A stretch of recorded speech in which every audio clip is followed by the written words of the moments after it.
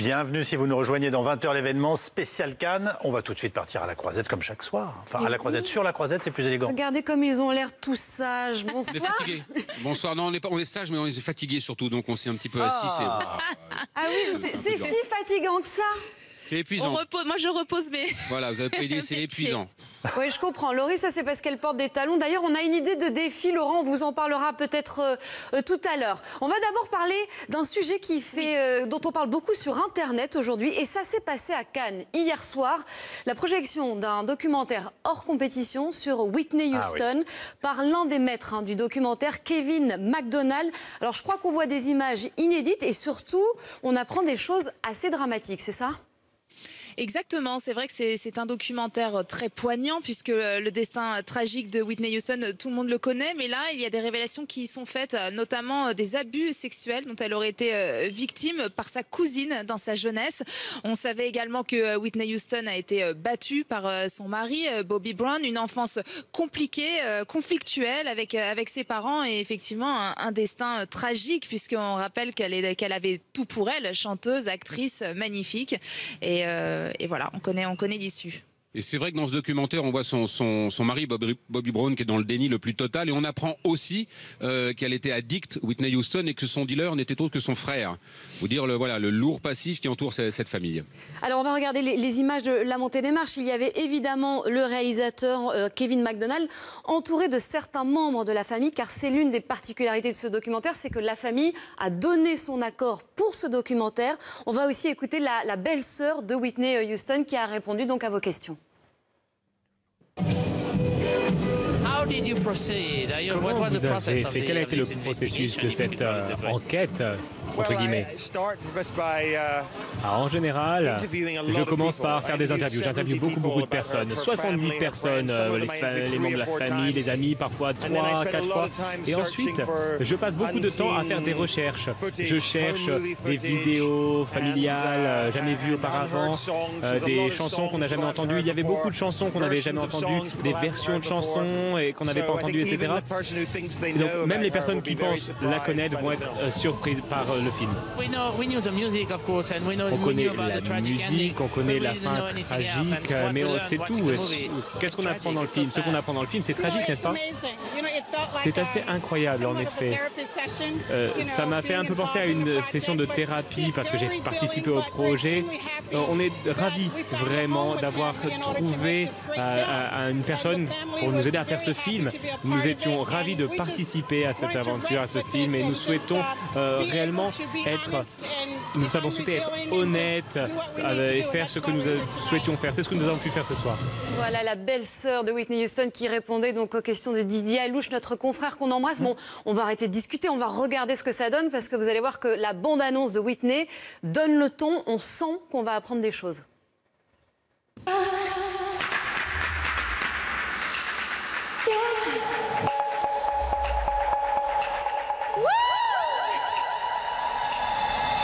Clock strikes upon the hour and the sun begins to fade. I'm gonna ride up till now. It's the light of day that shows me how. Let's go. People think it's so damn easy. And when the night falls, and it's not. It'll be all right, Peter. Loneliness calls. Elle a quand même quelque chose. On ne s'en lasse pas quand même. Ouais, on ne s'en lasse pas. Il paraît que vous étiez en train de danser. Et oui, vous avez tout raté. Vous êtes fait griller, c'est ce qu'on dit. La compétition officielle à présent, avec ce soir la montée des marches d'un film dont on parle déjà beaucoup. Il fait figure de favori, Capharnaüm, de la Libanaise Nadine Labaki, qui joue, je crois, avec des acteurs pour la plupart non professionnels.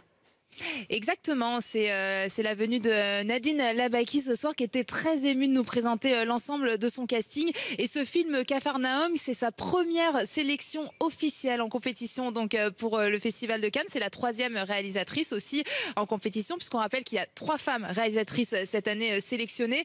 Et ce film qui suit les aventures de ce petit garçon de 12 ans qui se rebelle et qui attaque ses parents. Exactement, qui intente un procès à ses parents, qui refuse le diktat de ses parents et qui leur intente un procès dans le Liban d'aujourd'hui. C'est vrai que des 3 réalisatrices en compétition cette année, c'est peut-être Nadine Labaki qui a le plus de chances de pouvoir décrocher, on l'espère. On parle ici pourquoi pas mais en tout cas un prix samedi prochain lors du palmarès, parce que c'est vrai qu'elle est aimée de la profession et du métier, et apparemment les bruits qu'on a, puisque la projection a lieu en ce moment de ce long métrage, c'est qu'il serait vraiment remarquable. Donc d'ores et déjà ce film fait partie des favoris. Et on parlera tout à l'heure avec vous des bruits qui circulent, mais on va l'écouter, Nadine Labaki, puisqu'elle était avec vous il y a quelques minutes sur le tapis rouge, accompagnée du héros de son film, forcément un peu impressionné. Regardez. L'histoire d'un enfant qui intente un procès à ses parents pour lui avoir donné la vie. Et en réclamant, il dit l'amour et il dit décence. Qu'est-ce qui vous a inspiré ce film?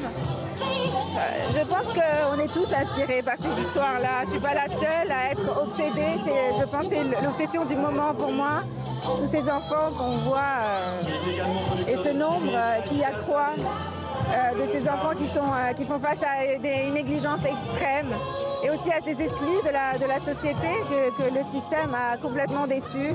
Donc j'ai voulu savoir, et en voulant savoir, ça m'a mené à faire des recherches.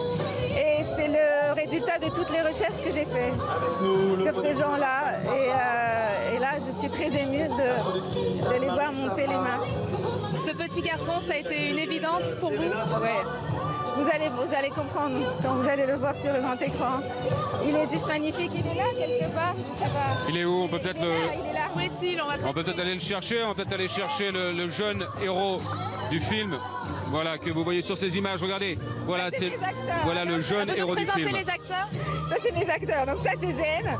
Si vous voulez lui poser des questions, je peux traduire. Et lui, il a joué le juge dans le film. Et c'est un vrai juge dans la vie. Et voilà, Yordanos, qui a joué le rôle de Rahil dans le film. Je ne vais pas vous en dire plus, vous allez découvrir tout ça dans le film. Peut-être juste lui demander comment il se sent. On a l'impression qu'il est impressionné, forcément. C'est quelque chose de nouveau pour lui. زين عم تسألك شو حاسس؟ شو عبالك تقول؟ Très intimidé, on le serait à moins, bien sûr. Évidemment, intimidé, mais c'était bien tenté, Laurie. En tout cas, c'était chouette de les voir tous ensemble. Nadine Labaki, qui a eu plusieurs propositions pour bosser à l'étranger, mais qui a fait c'est sa priorité pour l'instant de montrer la réalité libanaise. Et c'est le cas donc de Capharnaüm. On va regarder tout de suite un extrait de ce film. وين ساكن يا زين؟ سجن رومي للأحداث. انت موقوف تاريخ 15 حزيران وعم بتنفذ عقوبة، عارف ليه؟ لأنه طعنت واحد ابن كلب بالسكين. طعنت واحد بالسكين. ايه وابن كلب. كمان؟ مصر عليها؟ هي بدون ضحك بالقاعة. شو هالقصة؟ شو هالدوشة اللي عاملها؟ إعلام وصحافة وبعدت وراهم على السجن. عارف ليش أنت هون؟ ايه نعم. ليه؟ بدي اشتكي على أهلي. ليه بدك تشكي على أهلك؟ إنهم خلفوني. Voilà pour ce très bel extrait. Capharnaüm, qui fait donc figure de favori et qui pourrait avoir comme concurrent, comme rival, Dogman, autre succès de ce festival de Cannes qui lui a été présenté hier soir. C'est de Matteo Garonne à qui l'on doit notamment le film Gomorrah. Est-ce que c'est vrai, Laurent et Laurie, que ce film donc a déjà marqué les esprits à Cannes ? Oui, c'est vrai qu'il y a eu d'excellents retours sur la projection hier de Dogman.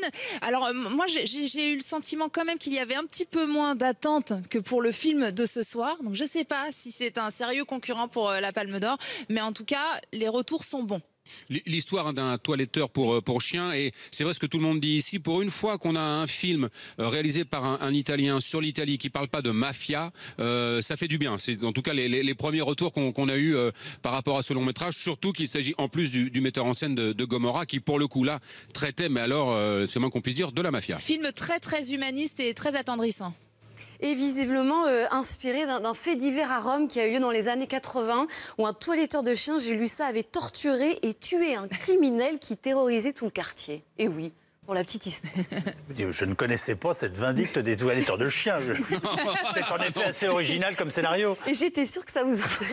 Vous l'avez compris. Je peux vous montrer une image à présent de bien. la magnifique présidente du jury, Cate Blanchett. Cate Blanchett qui préside donc cette 71e édition du Festival de Cannes et qui a pris le temps ce soir de poser devant les photographes sur le tapis rouge. Du coup, Laurent et Laurie, on se demandait, vous qui la croisez tous les soirs, est-ce que vous avez eu le temps d'échanger un petit peu avec elle, puisqu'on a déjà parlé de deux favoris? Est-ce qu'elle vous a donné d'autres infos sur un potentiel film qui pourrait gagner la Palme d'Or? Allez, des pronostics. Non, alors déjà malheureusement on ne la croise pas tous les soirs puisqu'elle a très peu monté les marches. Je crois que c'est la deuxième fois depuis le début de la compétition qu'elle monte les marches. Et puis vous le savez, les membres du jury n'ont absolument pas le droit de se prononcer et nous n'avons pas le droit de les interroger sur la compétition, donc on ne sait rien, on n'a aucune info. Non, c'est vrai qu'on n'a pas le droit de toute façon de leur demander aujourd'hui évidemment le moindre pronostic. Ce serait compliqué, vous l'imaginez bien, à 48 heures du palmarès, même si nous on a déjà un petit peu le nôtre. Oui. Alors dites-nous, parce que ça nous passionne. Ça. Dites-nous tout. Moi j'aime beaucoup le film de Stéphane Brisé, En guerre, je crois vous l'avoir déjà dit, bien évidemment. Oui, on l'aime beaucoup. Ouais, c'est un film vraiment remarquable, interprété par Vincent Lindon, qui est vraiment en proie avec ce qu'on vit aujourd'hui. Et je vous le disais, ici même sur cette antenne, en plus je trouve que Stéphane Brisé a eu l'intelligence de construire ce film comme un thriller. Donc c'est vraiment remarquable. J'attends beaucoup de Capharnaüm qu'on va aller voir avec Laurie là d'ici 1 heure. Le film de Nadine Dabaki dont on vous a parlé il y a quelques minutes, qu'on n'a pas encore vu. Mais c'est vrai que j'attends beaucoup de ce film-là. Très bon retour également sur le Spike Lee. Oui. Mitigé, retour mitigé, mais il y a aussi de très bons échos sur le film de Spike Lee, Black Landsman. Et puis moi j'ai aimé Les Filles du Soleil d'Eva Husson. J'ai trouvé que Golshifteh Farahani était remarquable dans ce rôle de résistante kurde. Donc j'ai un petit coup de cœur pour ce film. Et il ne faut pas oublier non plus le film qui a fait l'ouverture de ce festival de Cannes, Everybody Knows, le film de Asghar Farhadi avec Penelope Cruz et Javier Bardem, qui est aussi un joli film, hein. Ah oui, et le cinéma de Asghar Farhadi fait merveille à chaque fois. Donc voilà, donc c'est vrai que c'est toujours un peu compliqué le jeu des pronostics, surtout qu'il reste encore 48 heures, avec le film de Nuri Bilge-Ceylan demain qui a déjà eu une palme d'or ici à Cannes pour Winter Sleep et qui revient demain en compétition. Donc c'est un peu compliqué. Et c'est vrai qu'il n'y a aucune évidence. L'année dernière, il y avait quand même des films qui se démarquaient très largement et cette année, pour le moment, comme vous le voyez, on vous en cite plein, on n'a pas encore l'évidence. Et sur les acteurs et les actrices, quelques bruits circulent. Je sais que c'est difficile. Mais... Non, c'est difficile, mais c'est vrai que voilà, je vous parlais de Vincent Lindon, même s'il l'a déjà eu ici il y a 2 ans. Pour le même réalisateur. Avec le même réalisateur, exactement, La Loi du marché, mais il pourrait très bien faire coup double. L'acteur italien, justement, de Dogman, dont on parlait à l'instant, qui a fait sensation. Et puis la comédienne du film polonais Cold War, là aussi on en parle beaucoup. C'est le metteur en scène qui avait fait ce long métrage Ida et qui revient donc cette année en compétition avec un thriller romantique, une romance comme ça qui a séduit, qui a vraiment et qui a marqué aussi les esprits. Donc la comédienne de ce long métrage pourrait être elle aussi au palmarès samedi, mais bon, pas devant. Et puis on se souvient également de l'acteur non professionnel de Yomedine, atteint de lèpre sur ce film très émouvant en début de festival aussi. Je reviens un tout petit peu en arrière. Il est concevable que Vincent Lindon, vous nous avez dit sa performance, dans les extraits qu'on a vus, ça a l'air en effet extraordinaire, mais puisse avoir une deuxième fois consécutive la palme, le prix d'interprétation à Cannes. C'est déjà arrivé. Ce ne serait pas consécutif parce que l'année dernière, il était là pour Rodin, il n'avait pas été évidemment récompensé. Oui, Isabelle Huppert de mémoire l'a eu pour Violette Nozière et pour La pianiste. Alors à quelques années d'intervalle, mais c'est déjà arrivé qu'un même comédien, bien sûr, reçoive 2 prix d'interprétation. Là, ce serait exceptionnel pour Vincent Lindon. Ce serait à 2 années d'intervalle avec le même réalisateur, ce qui serait absolument incroyable. Mais pourquoi pas? Parce qu'une fois encore, c'est une nouvelle présidente, Cate Blanchett, c'est un nouveau jury. Ils ne sont pas censés savoir et surtout se baser sur le palmarès d'il y a 2 ans. Et une fois encore, la performance de Vincent Lindon est incroyable. Voilà donc pour les pronostics de Laurie et Laurent. Un mot tout de même sur cette montée des marches qui est passée assez inaperçue, mais qui est tout de même importante.